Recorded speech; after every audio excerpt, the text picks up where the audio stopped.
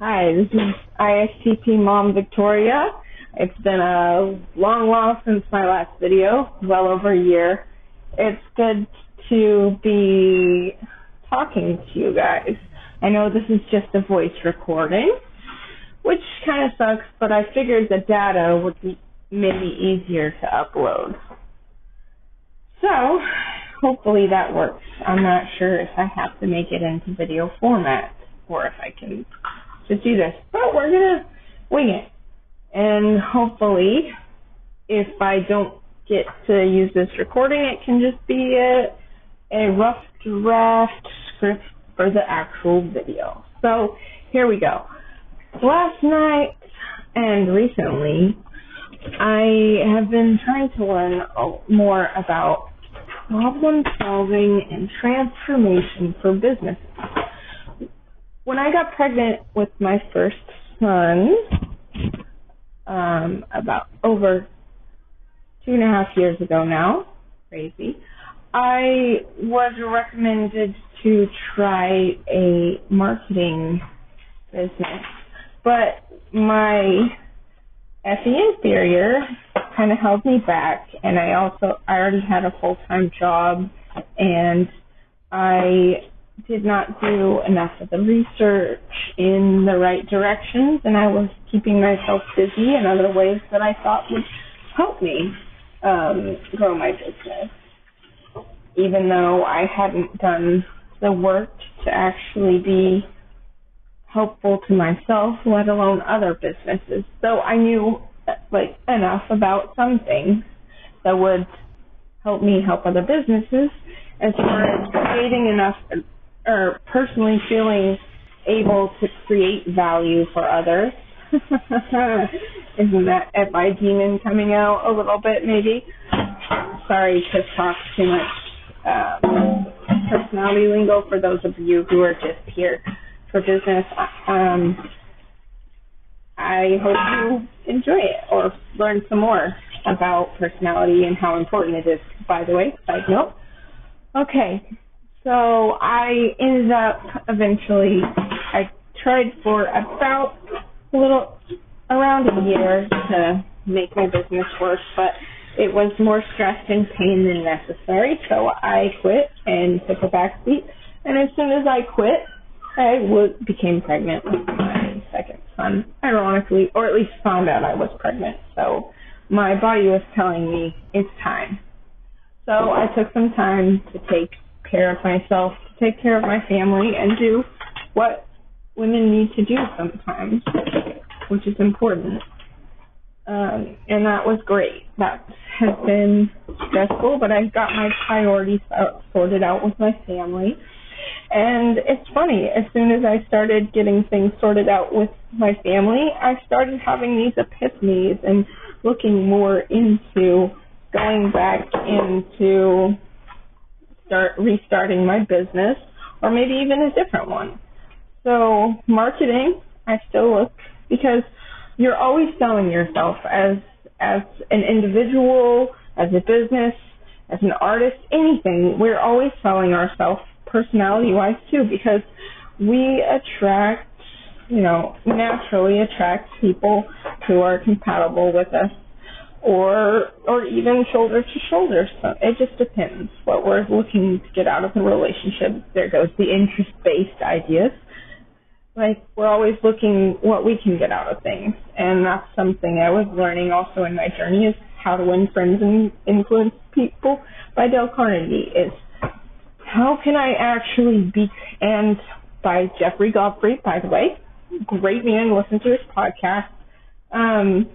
He helped Donald Trump with a lot of his businesses until the presidential election, and he's really a great salesman and teaches a lot of other great salespeople. And his recommendation was How to Grow Rich, Think and Grow Rich, yeah. So I started with that, and then, his thing was, back to How to Win Friends and Influence People, is that we can be successful, but the difference between a business that is successful and a business that is relevant is significant. and how we actually have used others and have helped others in our businesses. A business that makes money is successful, or a person who makes money is successful. But when we do it with others and when we make it about the community and not just about ourselves, we become significant members of our society and community, and that is a very important business trait. And so recently as I said last night, I came across an interview called Value Pricing, and it's by with Ron Baker, and he goes over how many businesses don't know how to put the proper price tag, or just give people 3 options for their services. And it's not just services. Well, one, here's why 3 options, because when we give people too many options, they get overwhelmed and just don't choose, which means they're not going to choose us, which is unfortunate. So we put value sets around our services or product, but products can be turned into a service and a service into an experience. So we're not just giving a product or service, we give an experience to people. And the way we transform that service into a experience is by not only offering a price, it's by getting to know the individual before we give them the offer or make the sale and help them buy, is to see what their needs actually are, so that maybe we can supply with them with something that would make them happier than what other people are offering, because other people are not asking what the people actually need and what they want. And therefore we're getting ahead as a business because we are actually being more significant instead of being successful. We actually ask what is needed. And so that was really exciting to me, is thinking about the different levels of the tiers. And the first is just a cut and dry regular service offer. And then the secondary tier would be taking and modifying it to where we add in some bonus, to where we do some extra stuff that most people wouldn't do, or stuff that just irritates them or that other people don't do. And then the third option is that second tier plus a transformation, plus, like, say, he used an example of the landscaper and how the first tier would just be trimming the edges, keeping it neat and clean and looking good, and the second tier is the definite maintenance and upkeep, like maybe adding some new flowers here and there and just making it look nicer. And then the third tier was, over time, as we go, we can transform your property to make it look like the best of the best in your neighborhood. And he was going to sell his house soon, so he went with that option. And even though all of his price tiers that the landscaper had recommended were much higher than the other 2 landscapers that had made offers to him prior, were much higher, he went with that landscaper because the landscaper had actually asked him what he was looking for, and he asked him about himself, and he asked him about what his maintenance was like, and whether he actually went in his yard, or whether he was, like, there at all to take care of it. He asked him his needs and his wants, and because of that, he was able to make a great sale and bring a great transformation. And I think that's really good, and it's so exciting because it's part of what I see, like he said, in the service industry and the hourly rates industry. We end up selling ourselves short so many times because we are not asking our customers what they need first. And I think marketing is a lot better at this. But even as a new person owning a business and running a business, that's not something I thought about, is like bringing that value by getting to know what the actual needs are, and then also having that three-tier outline to where I'm like, okay, I have these three options. It makes it simple, and we as humans, we like simplicity. And just by having that simplicity and not making it so overcomplicated, we are able to just help people more and help ourselves more. So it's just great to see. There's another book he wrote too, that's the 2-point version, talking about the subscription model, which is another level of that, which like we can talk about, which maybe another time. I know this is a very short, maybe I'll just talk about it now. I kind of want to see if this is actually going to work out, because I don't know if my voice memo is going to transfer into a video on YouTube. If it does, I'm just going to cut this part out in editing. Whoopee. Okay, so going into value marketing. Not value, subscription marketing. This subscription marketing is a better way, because for businesses and industries to get closer to their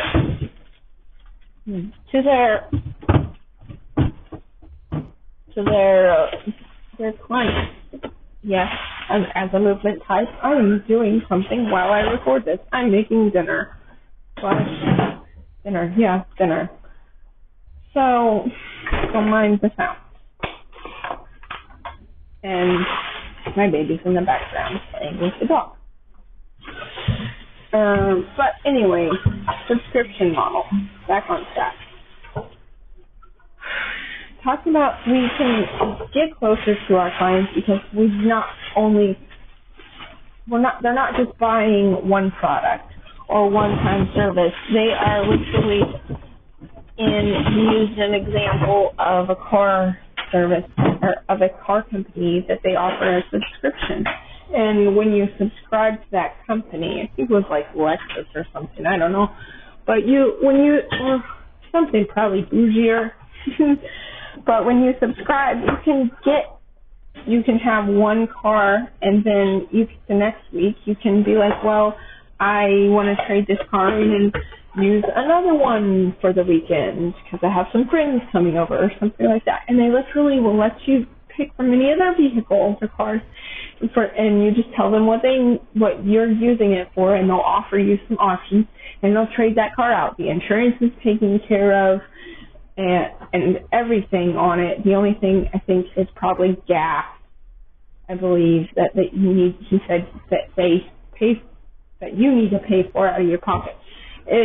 And that's crazy. So he was saying how when you listen to music in that car, they know and you're subscribing, they know your music, what kind of music you like to listen to. They know what lifestyle you're living. So it's a way to become closer to your customers and brings them more value as individuals.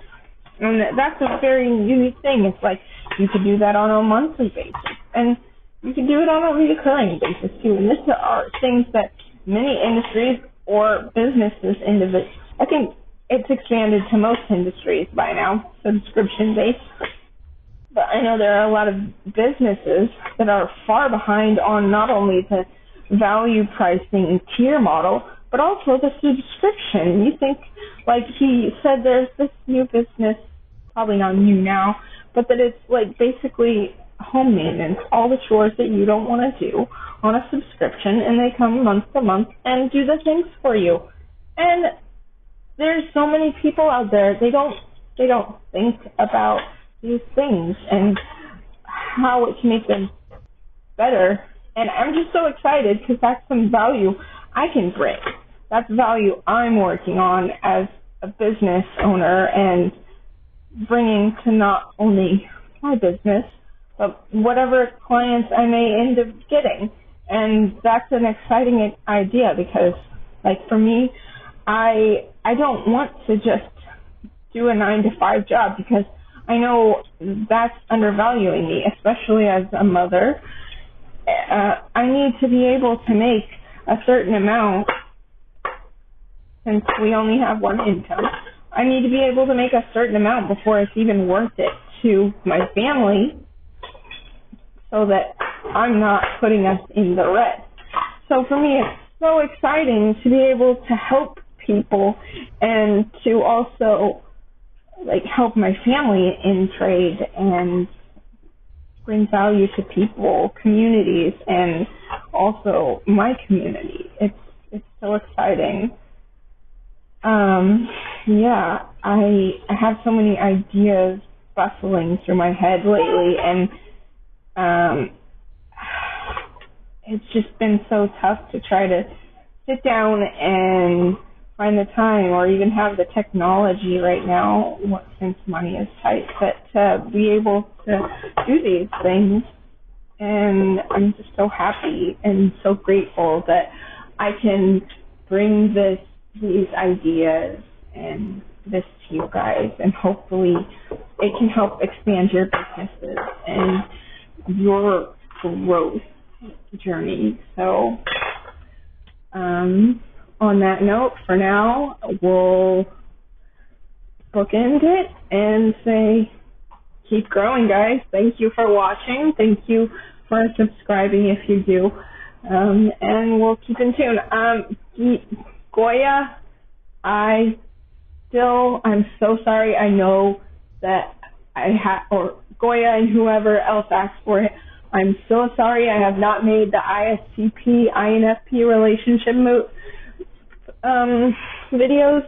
It's been hell just over the last year just to sit down with my partner one-on-one with each other and find time for each other, let alone ourselves with 2 under 2. So I really hope that, and it seems like it since we're getting more time with each other and our babies are growing up a little bit and not needing as much, that learning curve is a bit over. Hopefully soon we'll be able to sit down and do a little bit of explanation of what it's like to be in an Istp, INFP, quote unquote, super ego relationship, and how the difficulties of that and the transitioning of that alongside our octograms and how we've been working on our relationship, not only just on the nature side, but the nurture side. And yeah, so that will be some really interesting topics if I can get my INFP to do that with me. He said it sounded interesting, but you gotta love the INFPs. Again, please don't stop growing, and hopefully we can, I look forward to growing together with you guys. Peace out, my crowd.